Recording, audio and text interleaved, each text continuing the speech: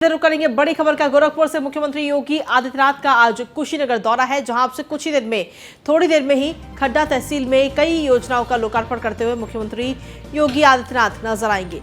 2000 करोड़ के विकास कार्यों का लोकार्पण और शिलान्यास मुख्यमंत्री करेंगे, जहां गांधी किसान कॉलेज मैदान में जनसभा भी होगी और जनसभा को भी संबोधित करते हुए मुख्यमंत्री योगी आदित्यनाथ नजर आएंगे।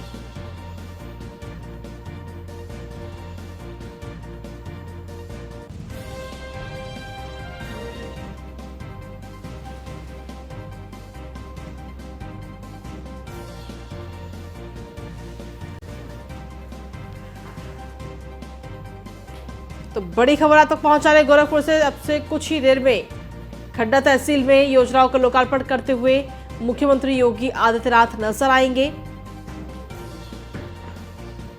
करीब 2000 करोड़ के विकास कार्यों का लोकार्पण और शिलान्यास करेंगे मुख्यमंत्री योगी आदित्यनाथ।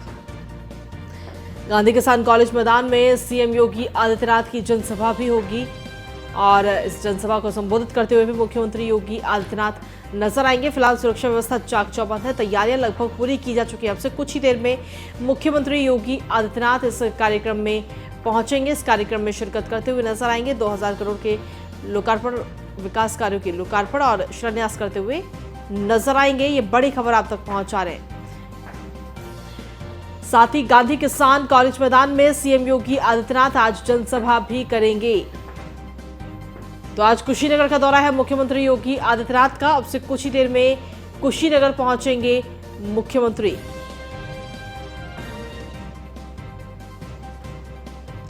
खड्डा तहसील में कई योजनाओं का लोकार्पण मुख्यमंत्री योगी आदित्यनाथ आज करेंगे। 2000 करोड़ के विकास कार्यों का लोकार्पण और शिलान्यास होगा।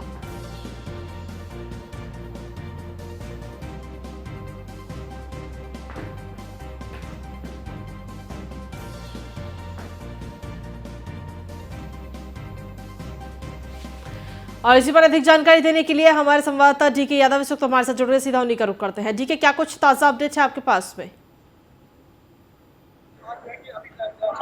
हमारे विधानसभा मुख्यमंत्री का खड्डा जो तहसील परिसर है वहाँ पे नवनिर्मित जो तहसील भवन है उसका अभी मुख्यमंत्री वहीं से लोकार्पण करेंगे। फिर उसके बाद जो है कि इसी मंच पे आएंगे कार्यक्रम स्थल पे, जहाँ मुख्यमंत्री का जो है कि वहाँ पे जो विधायक है, सांसद है, सब लोग स्वागत करेंगे। हालांकि बात करें तो जिले के जो प्रभारी मंत्री साथ ही जो जिले के 7 विधानसभा के विधायक है, विधायक के अलावा जो दर्जा प्राप्त राज्य मंत्री है, जो भी जनप्रतिनिधि आपको पीछे देख सकते हैं किस तरह से वो लोग बैठे हुए हैं और सभी जो है कि जो यहाँ पे विधायक है या सांसद है उनका जो चल रहा है। और बात करें तो अभी कुछ ही क्षणों में कुशीनगर जनपद वासियों को एक बड़ी सौगात मिलने वाली है। 521 करोड़ की सौगात मिलने वाली है वासियों की। अगर इसके बाद की बात करें तो यहाँ पे कुछ लोगों को जो है कि यहाँ पे जो जनप्रतिनिधि मुख्यमंत्री के द्वारा सम्मानित भी करने का चाहे बाल विकास हो या पंचायत विभाग हो, इसके अलावा अन्य विभाग के जो लोग वहाँ पे बैठे हुए हैं उनको भी मुख्यमंत्री के द्वारा सम्मानित करने का काम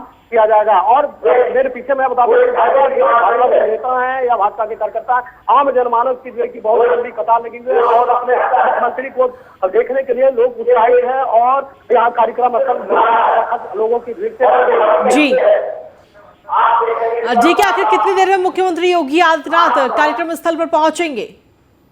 मुख्यमंत्री योगी आदित्यनाथ का कार्यक्रम स्थल पे पहुंचने वाला है, क्योंकि यहाँ से कुछ ही दूरों पे है हेलीपैड और वहाँ से मुख्यमंत्री सीधे निकल चुके हैं तहसील परिसर के जहाँ जाएंगे और मुख्यमंत्री के द्वारा सीधे जो है कि वहाँ पे तहसील भवन जो है जो नवनिर्मित है उसका लोकार्पण किया जाएगा और उसके ऊपर कार्यक्रम को भी संबोधित करेंगे। और दूसरी तरफ अगर मैं बात करूँ तो मुख्यमंत्री के द्वारा यहाँ से भी जो है कि लगभग करोड़ों की लागत से जो है कि आप देख रहे हैं विभिन्न परियोजनाओं का लोकार्पण और शिलान्यास मुख्यमंत्री जी के द्वारा किया जाएगा। जी ठीक है, अगर देखा जाए ठीक है तो आज कई सारे विकास कार्यों की परियोजनाओं की सौगात भी मुख्यमंत्री योगी आदित्यनाथ आज वहां पर देंगे। तमाम योजनाओं का लोकार्पण और शिलान्यास करेंगे। क्या कुछ योजनाएं हैं डीके? इसमें जो कहा जाए तो ग्राम पंचायत ग्राम पंचायत के विकास के विभिन्न जा रही है योजना और योजना को आज कुछ जनपद वासियों के सौगात मुख्यमंत्री जी के द्वारा और इस योजना का काफी जो अभी वंचित थे या चलिए ठीक है, शुक्रिया तमाम जानकारी देने के लिए। ठीक है, इसी के साथ चलिए खबरों में आगे बढ़ेंगे। अगली खबर महोबा से, जहां पर डिप्टी सीएम ब्रजेश पाठक का आज महोबा का दौरा रहेगा। उप मुख्यमंत्री ब्रजेश पाठक का बयान भी सामने आया। उन्होंने कहा है कि सरकार की योजना को धरातल पर परखा जा रहा है। बुंदेलखंड को सर्वश्रेष्ठ क्षेत्र के रूप में डेवलप करेंगे। डिफेंस कॉरिडोर से तेजी से विकास होगा, ये उप मुख्यमंत्री ब्रजेश पाठक की तरफ से कहा जा रहा है।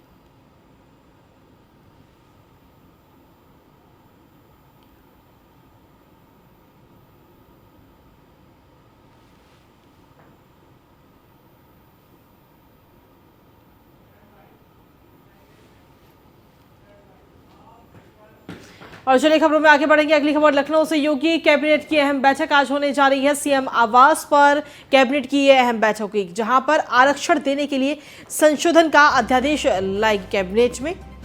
निकाय चुनाव में ओबीसी को आरक्षण देने के लिए यह अध्यादेश और साथ ही कैबिनेट बैठक में 1 दर्जन से ज्यादा प्रस्तावों पर चर्चा होगी। शिक्षा समेत अन्य विभागों के प्रस्ताव पर भी मोहर लगना संभव माना जा रहा है। बड़ी खबर आप तक पहुंचा रहे। तो आरक्षण देने के लिए संशोधन का अध्यादेश लाएगी आज कैबिनेट।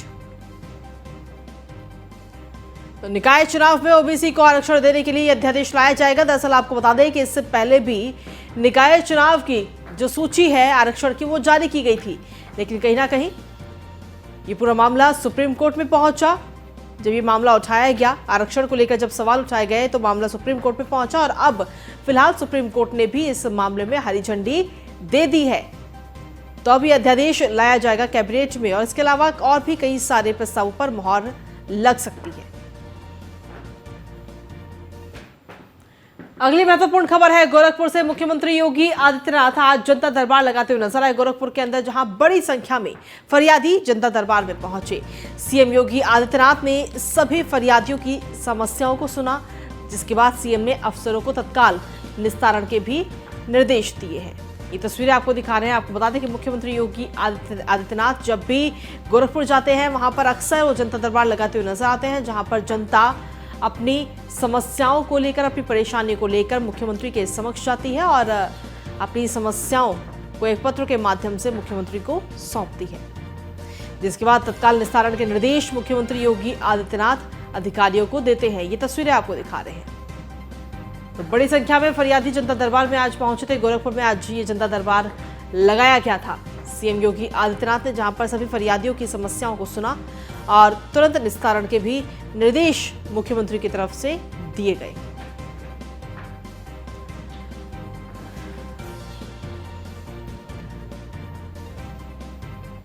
अगली खबर है महोबा से, जहां पर डिप्टी सीएम ब्रजेश पाठक का दौरा रहेगा महोबा का, जहां उप मुख्यमंत्री ब्रजेश पाठक का बयान भी सामने आया है।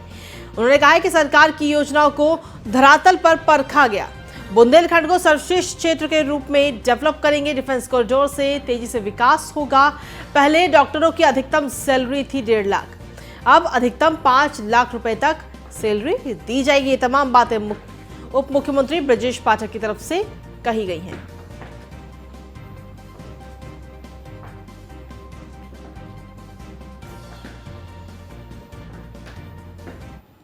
और अगली महत्वपूर्ण खबर लखनऊ से, कोविड को लेकर केस सतर्कता एक बार फिर से बढ़ा दी गई है, क्योंकि दोबारा से कोविड के केसेस कहीं ना कहीं प्रदेश के साथ साथ पूरे देश भर में बढ़ने लगे हैं। बीते 24 घंटे की अगर बात करें तो 74 नए कोविड के मरीज मिले हैं बीते 24 घंटे में उत्तर प्रदेश के अंदर, और प्रदेश में कोविड की कुल मरीजों की संख्या जिसके बाद में 304 पहुंच गई है।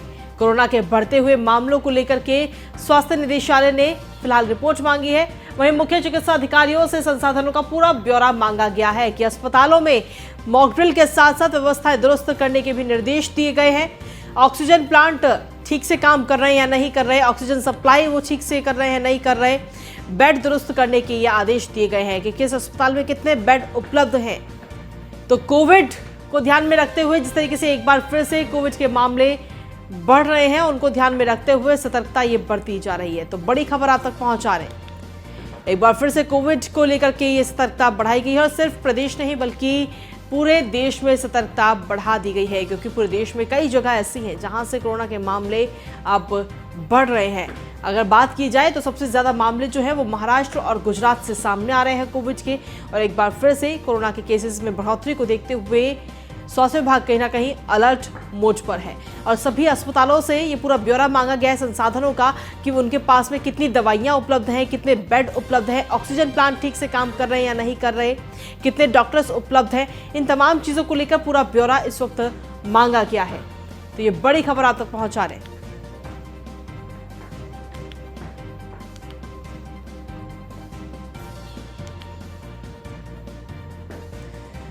तो 24 घंटे में 74 नए कोविड के मरीज मिले हैं प्रदेश के अंदर। प्रदेश में कोविड के कुल मरीजों की संख्या जिसके बाद में 304 पहुंच चुकी है। कोविड के केसेस एक बार फिर से प्रदेश स्तर पर बढ़ते हुए नजर आ रहे हैं। ये बड़ी खबर आप तक पहुंचा रहे हैं। जिसके बाद मुख्य चिकित्सा अधिकारियों ने संसाधनों का पूरा ब्यौरा मांगा गया है। अस्पतालों में मॉकड्रिल के साथ साथ व्यवस्थाओं को दुरुस्त करने के ये निर्देश दिए गए हैं। बड़ी खबर आप तक पहुंचा रहे हैं।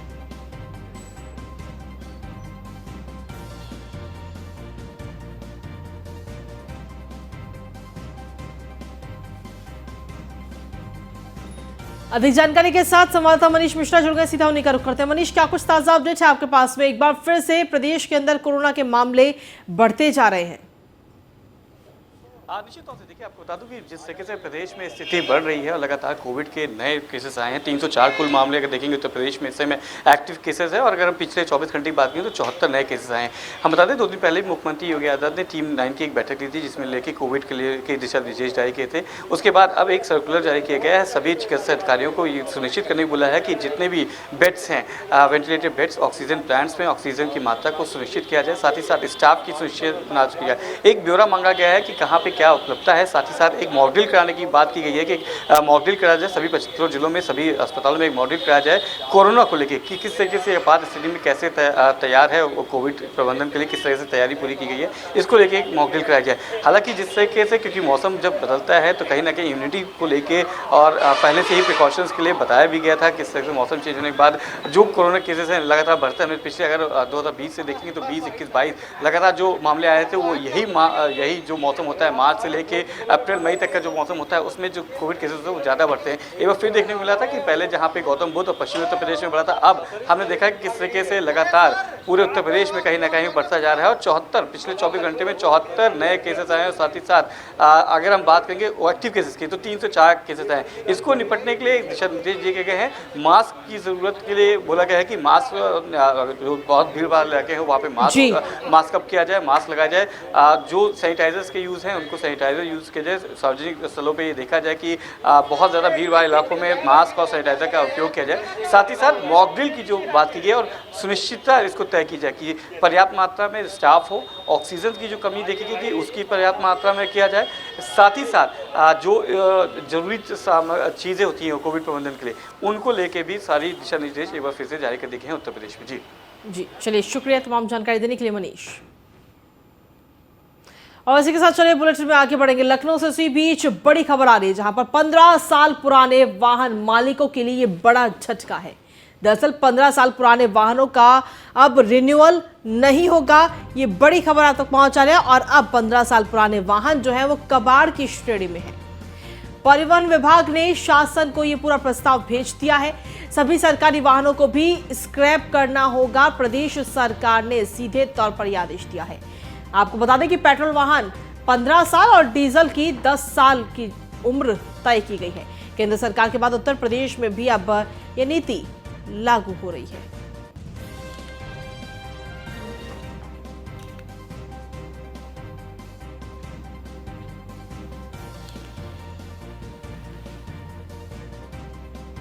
तो बड़ी खबर आप तक पहुंचा रहे हैं। अब उत्तर प्रदेश के अंदर 15 साल से पुराने वाहन नहीं रहेंगे, वो अब कबाड़ की श्रेणी में होंगे। पेट्रोल वाहन 15 साल और डीजल के जो वाहन हैं उनकी उम्र 10 साल तय की गई है। अब 15 साल पुराने वाहन जो हैं वो कबाड़ की श्रेणी में गिने जाएंगे। परिवहन विभाग ने शासन को फिलहाल ये पूरा प्रस्ताव भेज दिया है। तो बड़ी खबर आप तक पहुंचा रहे, सभी सरकारी वाहनों को स्क्रैप करना होगा। सीधे तौर पर प्रदेश सरकार ने भी ये आदेश दिए हैं। पेट्रोल वाहन 15 साल और डीजल 10 साल की उम्र जो है, उम्र सीमा वो तय की गई है। अगली महत्वपूर्ण खबर नोएडा से, जहां पर 1.5 करोड़ की बिजली चोरी का ये पूरा मामला इस वक्त सामने आया। विजिलेंस की संयुक्त टीम ने ये कार्रवाई की है और बड़े स्तर पर बिजली चोरी पर्दाफाश हुआ है। सेक्टर 45 के छलेरा में 4 स्थानों पर करीब 1.5 करोड़ की ये चोरी पकड़ी गई है। मुख्य अभियंता ने एसडीओ और जेई को फिलहाल निलंबित कर दिया है।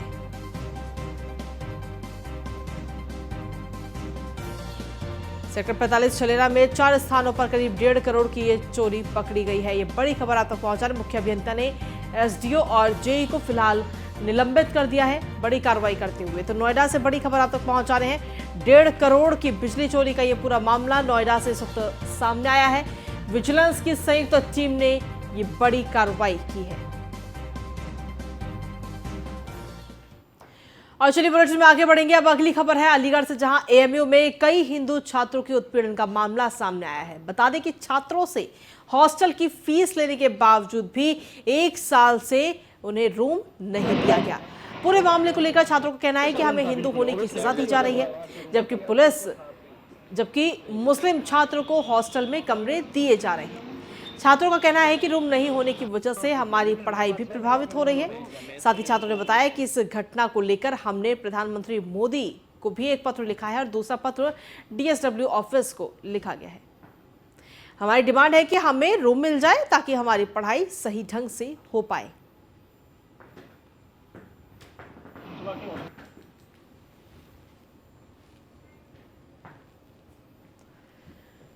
तो छात्रों ने डीएसडब्ल्यू ऑफिस को भी ये पत्र लिखा है और कहीं ना कहीं एक बार फिर से एएमयू जो है, अलीगढ़ मुस्लिम यूनिवर्सिटी, एक बार फिर से चर्चाओं में आ गई है।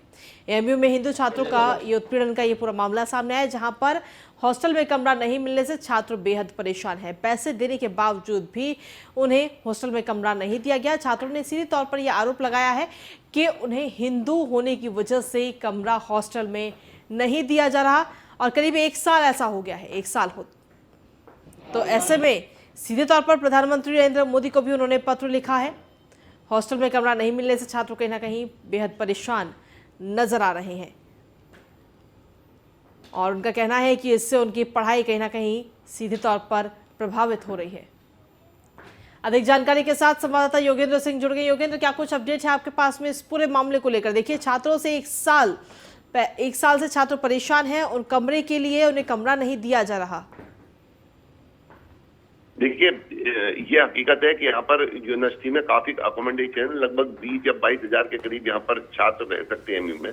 लेकिन जैसा कि इन्होंने, जो हिंदू छात्रों ने यहाँ पे लिखा है कि वो यहाँ पर पढ़ने के लिए आते हैं, लेकिन वो उनको कमरा अभी तक नहीं मिला है। तो ये अपने आप में काफी बड़ी बात है कि काफी दिनों से परेशान है। तो इस पर अभी हमारी किसी इंतजामिया से अभी किसी से बात नहीं हो पाई है। जब अभी इंतजामिया से बात होगी तो इस बारे में बात की जाएगी। लेकिन जिस तरीके से इनका आरोप है कि ये छात्र हिंदू है और इन्हें इसीलिए यहाँ पर रूम नहीं दिया जा रहा, ये अपने आप में बड़ी बात है, क्योंकि एएमयू में अभी तक इसको कोई अल्पसंख्यक दर्जा नहीं मिला है। यहाँ पर जितने भी पढ़ने वाले छात्र हैं वो सब बराबर हैं। तो अगर इतने छात्रों को केवल इस वजह से कमरा नहीं दिया गया कि वो हिंदू है, तो ये गलत बात है। ठीक है, शुक्रिया योगेंद्र तमाम जानकारी और अपडेट्स देने के लिए। तो कहीं ना कहीं ये पूरा मामला सामने है। हालांकि देखना होगा कि इस मामले में छात्रों को राहत कब मिल पाएगी। अगली खबर का रुख करते हैं। 3000 रुपए में कर सकेंगे अयोध्या के हवाई दर्शन। ये बड़ी खबर आप तक पहुंचा है। रामनवमी से हेलीकॉप्टर से अयोध्या के हवाई दर्शन अब होंगे और ये उड़ान अयोध्या के सरयू अतिथि गृह से शुरू होगी।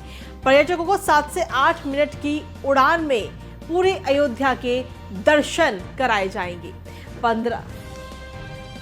आपको बता दें कि 15 मिनट सेवा मात्र, ये सेवा 15 दिनों के लिए होगी और लोगों की संख्या बढ़ने पर हेलीकॉप्टरों में भी बढ़ोतरी की जाएगी।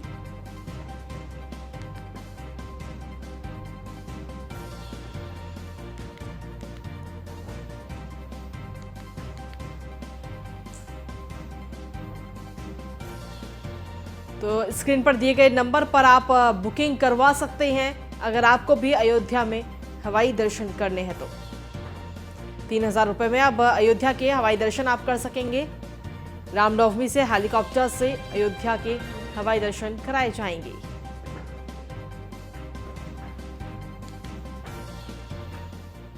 अगली महत्वपूर्ण खबर है लखनऊ से। वित्त निगम के 22 अधिकारियों के खिलाफ मुकदमा दर्ज किया गया है। समिति की सिफारिश पर विजिलेंस की जांच में यह बड़ा खुलासा हुआ है। जांच में दोषी पाए गए तत्कालीन मुख्य प्रबंधक समेत 22 अधिकारी, तत्कालीन क्षेत्रीय प्रबंधक डी के माथुर समेत 22 अधिकारियों को दोषी। सैकड़ों उद्यमियों को रेवड़ी की तरह लोन बांटे गए थे। तो समिति की सिफारिश पर विजिलेंस की जांच में यह बड़ा खुलासा हुआ है। बड़ी खबर आप तक पहुंचा रहे हैं।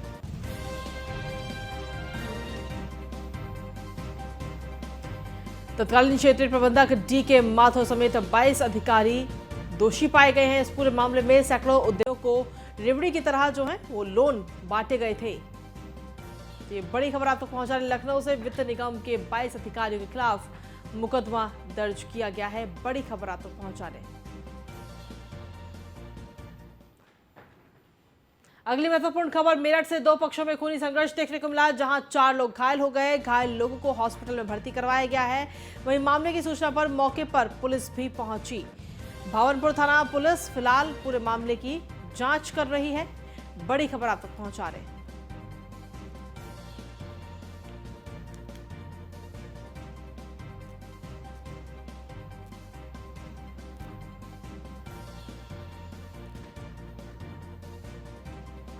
तो मेरठ से ये पूरा मामला सामने आया है, जहां पर 2 पक्षों में खूनी संघर्ष हुआ और इसमें 4 लोग घायल हो गए हैं।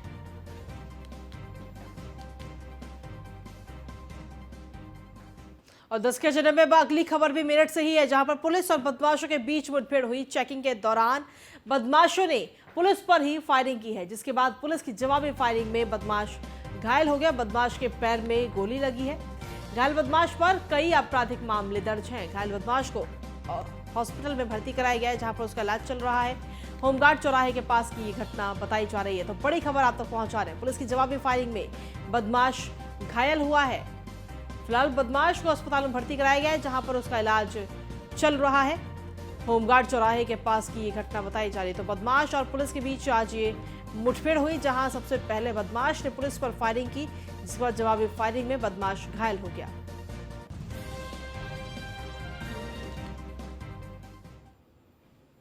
और चलिए बुलेटिन में आगे बढ़ेगी। अगली खबर है श्रावस्ती से, जहां पर 3 दिन पहले नहर में नहाते समय 2 बच्चे डूब गए थे। रेस्क्यू टीम ने नहर से 2 बच्चों के शवों को फिलहाल बाहर निकाल लिया है। 3 दिन बाद कड़ी मशक्कत के बाद ये शव मिला है। नहर में नहाते समय यह हादसा हुआ था। हरदत्त नगर गिरंट थाना क्षेत्र अंतर्गत देवरा गांव का ये पूरा मामला बताया जा रहा है।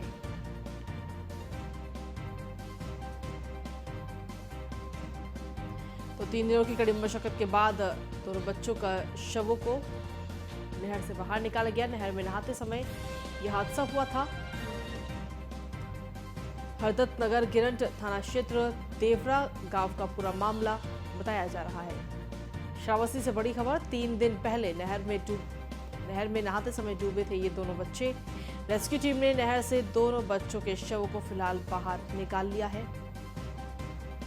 3 दिन की कड़ी मशक्कत के बाद दोनों बच्चों के शवों को बाहर निकाला गया। बड़ी खबर आप तक पहुंचा रहे हैं। श्रावस्ती से नहर में नहाते समय ये हादसा हुआ था।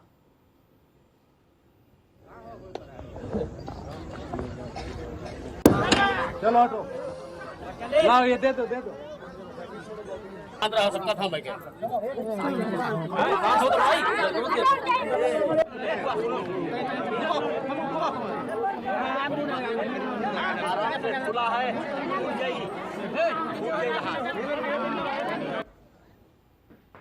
और चलिए 10 के एजेंडे में आगे बढ़ेंगे। बात करेंगे अब नोएडा की, जहां पर 2 पक्षों में जमकर मारपीट देखने को मिली है। आपस में कहासुनी को लेकर पूरी मारपीट हुई है।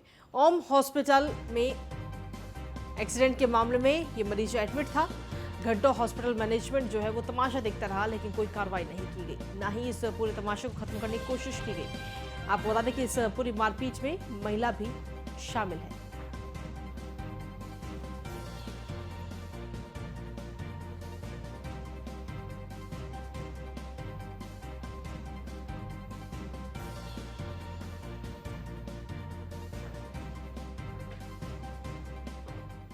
और खबरों का सिलसिला न्यूज़ इंडिया पर यूं ही लगातार जारी है। फिलहाल 10 के एजेंडे में मेरे साथ इतना ही। नमस्कार।